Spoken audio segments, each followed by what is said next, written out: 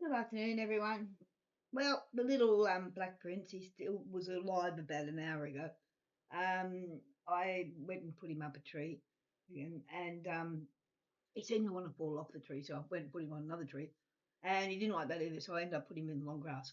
And they eat grass roots and things like that as well, so the tree roots and stuff. So that was good. But then the cats were playing out there, so I don't know how he is at the moment. I might hear from him tonight. You never know. But yeah, an hour ago, which was it's now 6:30 p.m., so it's about 5:30. He was still alive. He was still going, and yeah, it was really good to see that he was still sort of kicking. I don't know. I have never checked how long they live for. I know they don't live for very long at all.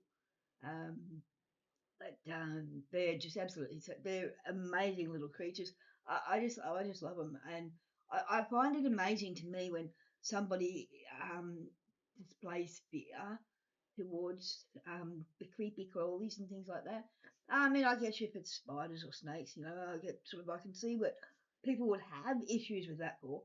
But little beetles and the sort of little winged insects and things like that. No, no. I mean, I have a problem with wasps. I did last year.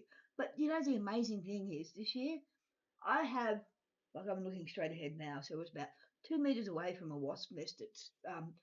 They love my wind chimes. They keep on starting on my wind chimes and growing from there. And anyway, this year, whereas last year they just absolutely attacked me. As soon as they saw me, they turned corners to get me and everything. And a lot of you sort of know how many times I was stung last year. This year, that's all cool. I actually put one of the wind chimes up like that far away from one of the nests today, and I thought, okay, let's see if I get stung here. And I didn't. I'm like, yeah, I didn't get stung. So I don't know whether it was like they'd become accustomed to me or by the stings, or I'm part of their family now, part of their crew. I don't know, but it was good that I didn't get stung. I tell you, because those wasp stings are absolutely horrible. But yeah, so little Black Prince, he's still alive.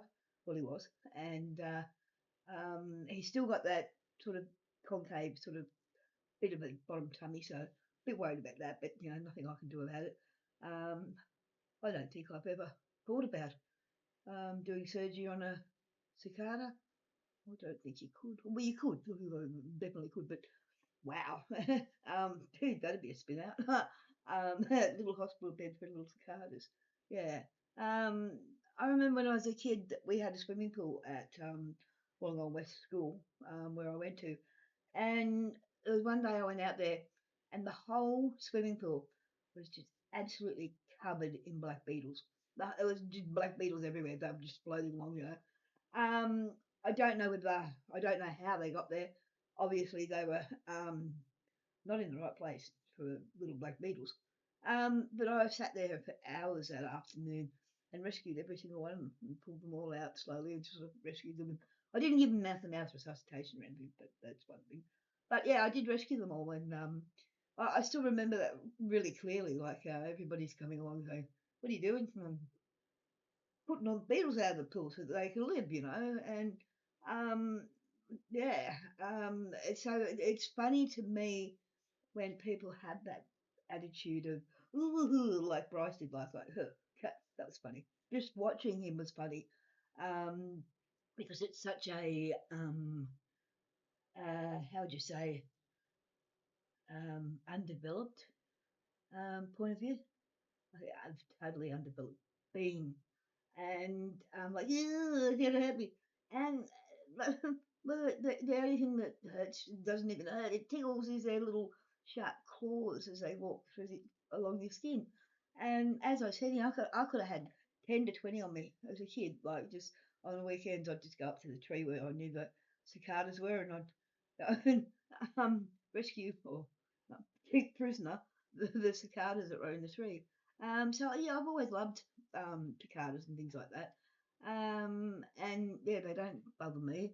Some of you may know that I had the pet spider, Charlotte, and she had 5 legs. She was a Australian huntsman, and she had 5 legs. She stayed with me for months, and yeah, I was really devastated when I had to move, and I wish to this day that I had taken her with me because I don't think she would have survived very long without me because people have that natural instinct to kill.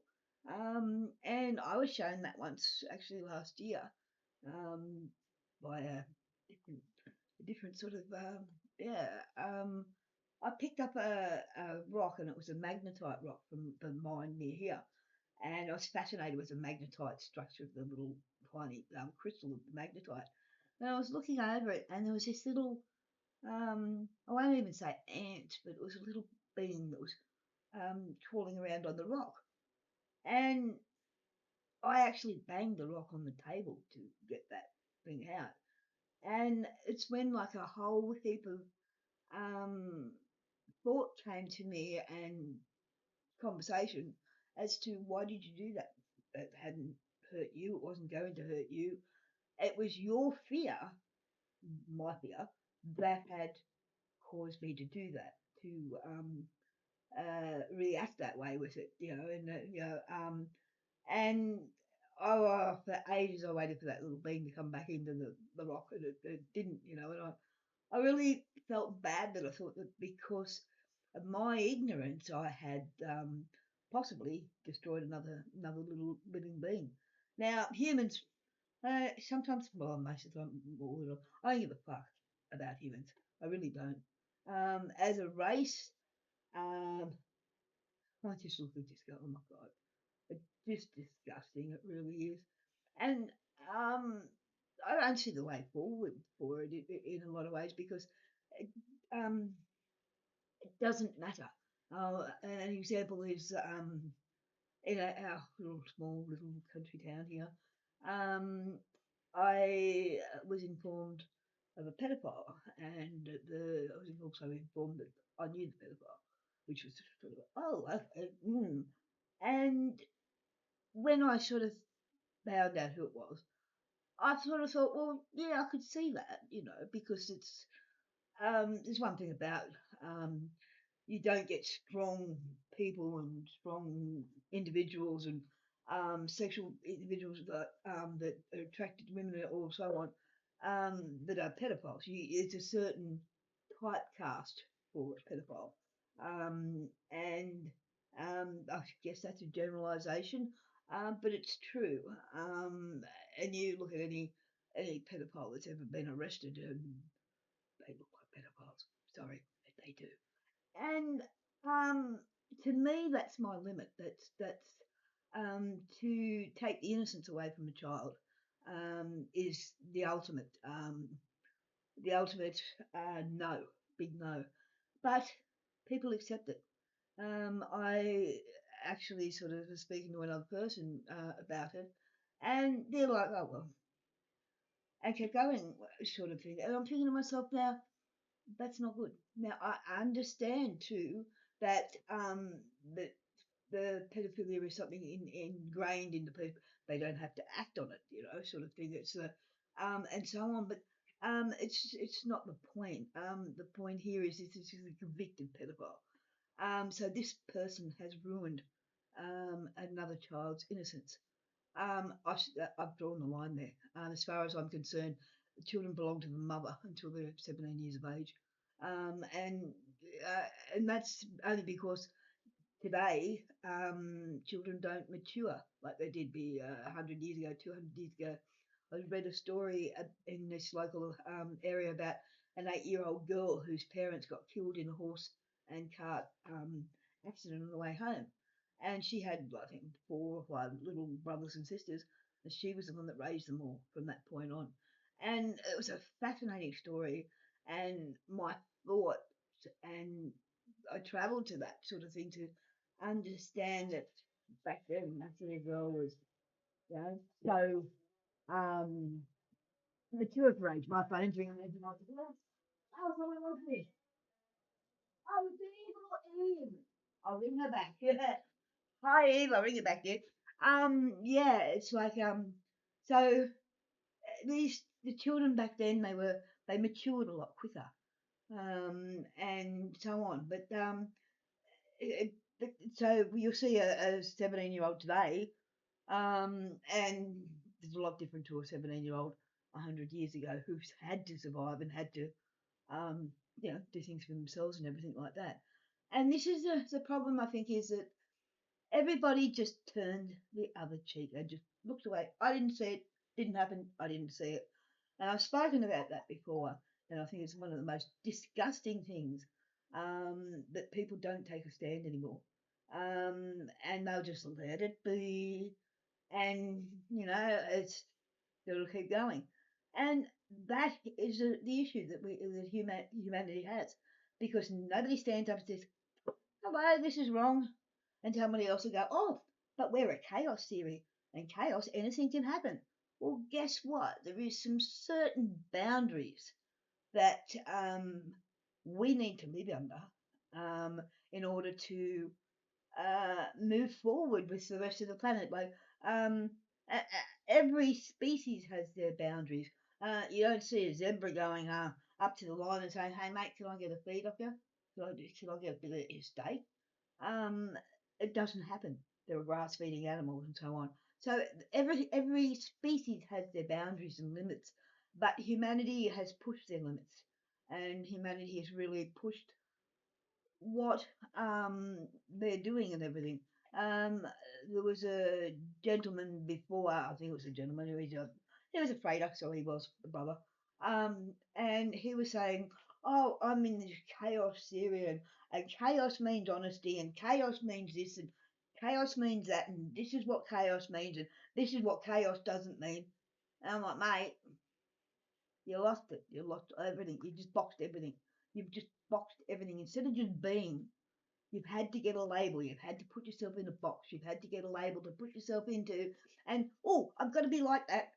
I don't think I'm like anybody, and I'm really glad of that. If there's another Maggie out there, mate, hey, how you going? I hope you're as mad as me. Um, okay, I can say I'm mad, whatever, but am I, or am I the same one? And that's the sort of dilemmas. That's a chaos sort of chaos of thing. And the chaos. I actually signed it Mother of Chaos because I am Mother of Chaos. My son is Kalen Alexander Orion Swan.